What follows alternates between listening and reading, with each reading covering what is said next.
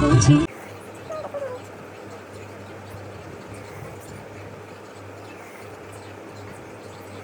Hello high friends, ମୁଁ ସ୍ମରଣିକା ଆପଣମାନଙ୍କୁ welcome କରୁଛି ମାଇ ୟୁଟ୍ୟୁବ୍ ଚ୍ୟାନେଲ୍ ମାଉଣ୍ଡ ୱାର୍ଲ୍ଡ।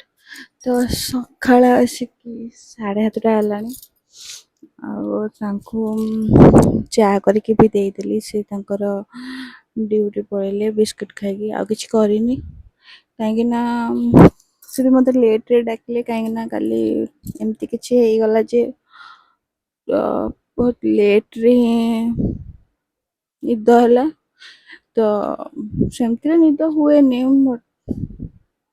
ତ ସେଥିପାଇଁ ମୋତେ ଆଉ ଡାକିଲେନି। ତାପରେ ଉଠିକି ଗାଧେଇକି ବାହାରିଲା ବେଳକୁ ମୋ ନିଦ ଭାଙ୍ଗିଗଲା। ମୁଁ ଆସିକି 7:05 ଅଛି, ତ ମୁଁ ତରତର ହେଇକି ଚା କରିଦେଲି ଆଉ ତାଙ୍କୁ ଦେଲି, ସେ ପିଇକି ଗଲେ। ତ କିଛି କାମ କରିବା ପାଇଁ ଇଚ୍ଛା ହଉନି, ମନଟା ବି ଭଲ ଲାଗୁନି,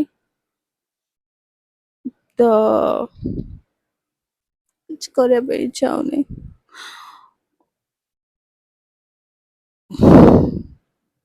ତ ଏଇଟା ଜାଣିଛି କିଛି ଜଣ କହିବେ ଏଇଟା ଏମିତି କୁମ୍ଭୀର କାନ୍ଦଣା, ତ ବଟ୍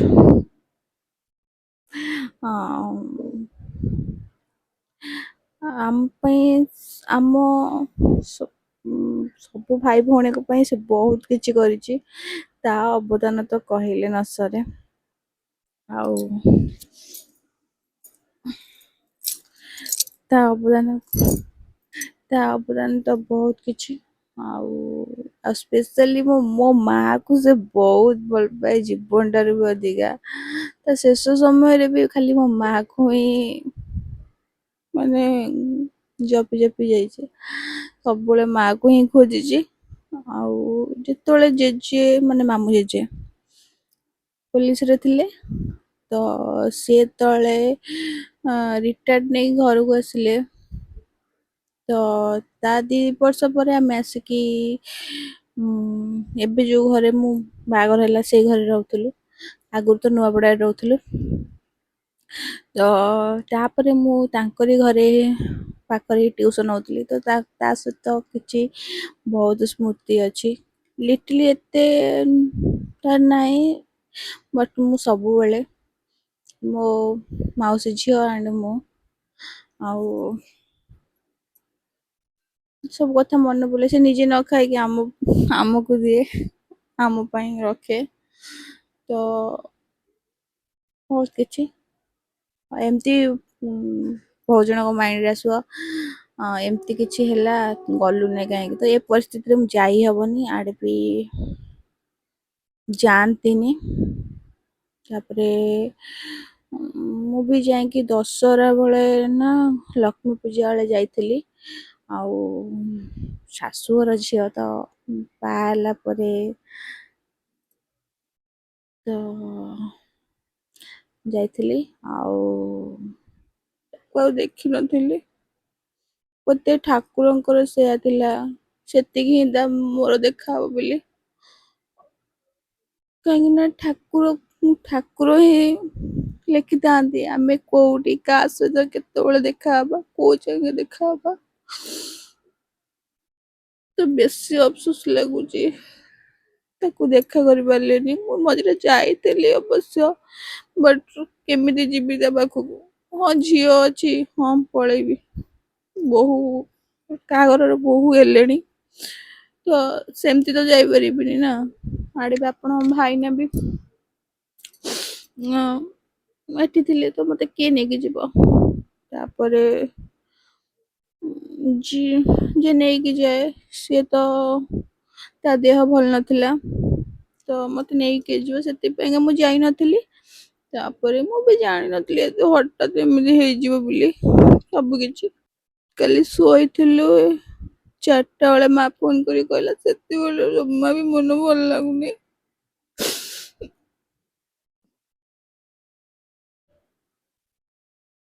ସିଏ ଯଦି ମାନେ ଭଲ ଥାନ୍ତା, ଆସିକି ମୋର ସବୁ କିଛି କରିସାରନ୍ତାଣି।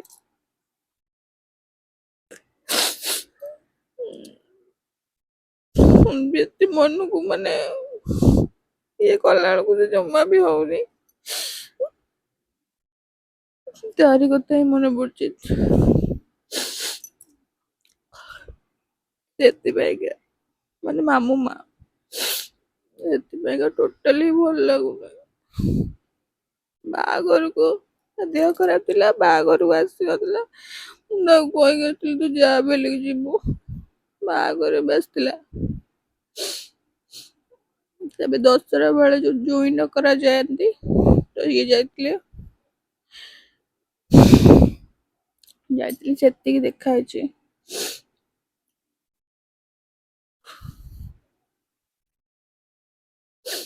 ଠାକୁର ଆଜିକାଲି ଭଲ ଲୋକଙ୍କୁ ମାରି ଦଉଛନ୍ତି, କିନ୍ତୁ ଖରାପ ଲୋକ ପୁରା ଭଲସେ ରଖୁଛନ୍ତି।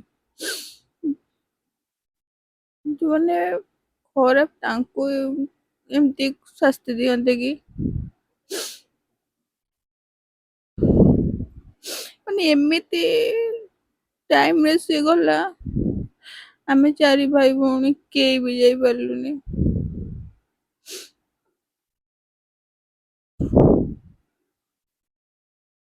ସିଚୁଏସନ ବହୁତ ମାନେ ଇଏ କରିଦେଇଗଲା। ଭାଇ ବାହାରେ ଅଛି, ଦିଦି ମୁଁ ଯିବୁନି, ତ ଲିଟିଲ ର ଏକ୍ଜାମ, ମାନେ ଏମିତି ସିଚୁଏସନ। ଜେଜେଙ୍କ ବେଳେ ସମସ୍ତେ ଥିଲେ ଜେଜେଙ୍କ ପାଖରେ।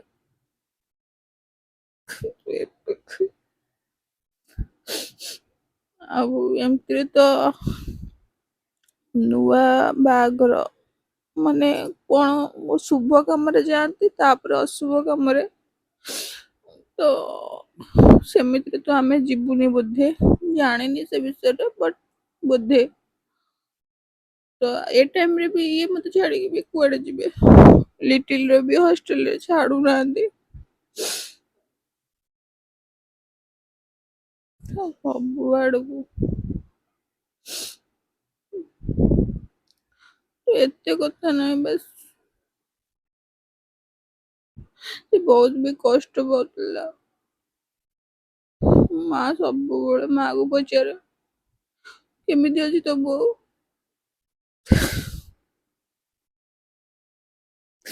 ମା କୁ ସେ ଏତେ ଭଲ ପାଉଥିଲା ସତରେ, ମାନେ ଜେଜେ, ମାମୁଁ ଜେଜେ ତାକୁ ଏତେ ଭଲ ପାଆନ୍ତି, ମାନେ ଗୋଟେ ମିନିଟ ବି, ଗୋଟେ ସେକେଣ୍ଡ ବି କହିଲେ ଚଳେ, ମାନେ ତାକୁ ପାଖରୁ ଇଏ କରନ୍ତିନି।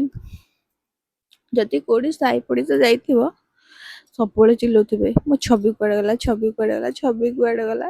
ସମସ୍ତଙ୍କୁ, ନାତି ନାତୁଣୀ ପୁଅ ବୋହୂ ସମସ୍ତଙ୍କୁ, କାହାକୁ ସେ କୁଆଡେ ଗଲା ତାକୁ ଦେଖ, ତାକୁ ଡାକ, ତ ନିଜେ ନ ଖାଇକି ସେ ତାକୁ ତାକୁ ଦିଅନ୍ତି। ତ ସିଏ ଗଲା ପରେ ଇଏ ବି ମାନେ ଭଲ ପାଇକି ବାହା ହେଇଥିଲେ, ସତ କଥା ଏତେ ଭଲ ପାଇବା ବା ଦେଖିଛି ସେ ଦି ଜଣଙ୍କୁ ଭଲ ପାଇବା ତଳେ, ମାନେ ସେ ଦି ଜଣଙ୍କ ଭଳି ଭଲ ପାଇବା କୋଉଠି ବି ମୁଁ ଦେଖିନି। କାହିଁକି ନା ଏତେ ସ୍ୱାମୀ ସ୍ତ୍ରୀ ଲଭ ମ୍ୟାରେଜ କରିଛନ୍ତି, ମୋ ଆଖପାଖ ଯେତିକି ମୁଁ ଯାହା ଜାଣିଛି, ସେ ଦି ଜଣ ଠାରୁ ସମସ୍ତେ ତଳେ। କାହିଁକିନା ତାଙ୍କ ଭଲ ପାଇବା ସତରେ ଯେମିତି ମାନେ ପୁରା ସବୁଠୁ ଉପରେ। ମୁଁ କାଲି ଆପଣଙ୍କ ଭାଇନାଙ୍କୁ ସେଇ କଥା କହୁଥିଲି।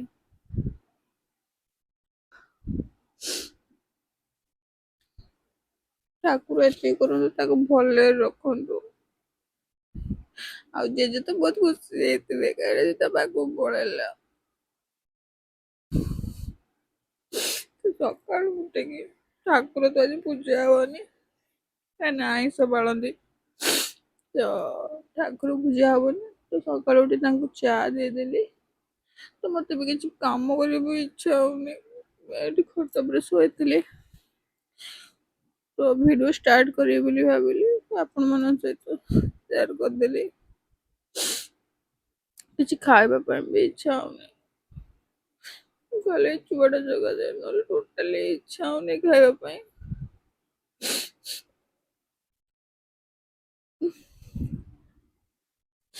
କାଲି କାନେ ରାତି ସାରା ମୁଣ୍ଡ ବିନ୍ଧା। ବେଶୀ ମୋ ମା ଭାଙ୍ଗି ପଡିଥିବ, କାହିଁକିନା ମୋ ମା ତାକୁ ବହୁତ ଭଲ ପାଏ।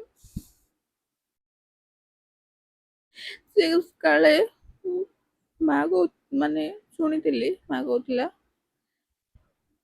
କାହାକୁ ବି ଚିହ୍ନି ପାରୁନଥିଲା। ରିସେଣ୍ଟ 15 ଦିନ ହବ ବୋଧେ କାହାକୁ ଚିହ୍ନି ପାରୁନଥିଲା, କେବଳ ମା କୁ ହିଁ ଚିହ୍ନି ପାରୁଥିଲା।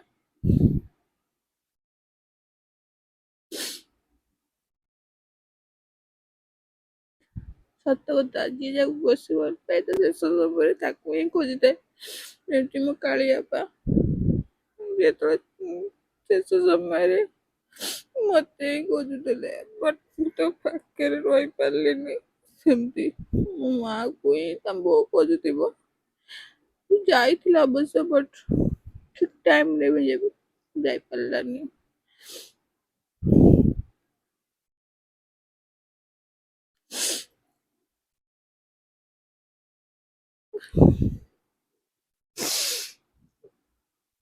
କିଛି ବି ଆଜି କରିବା ପାଇଁ ଇଚ୍ଛା ହଉନି।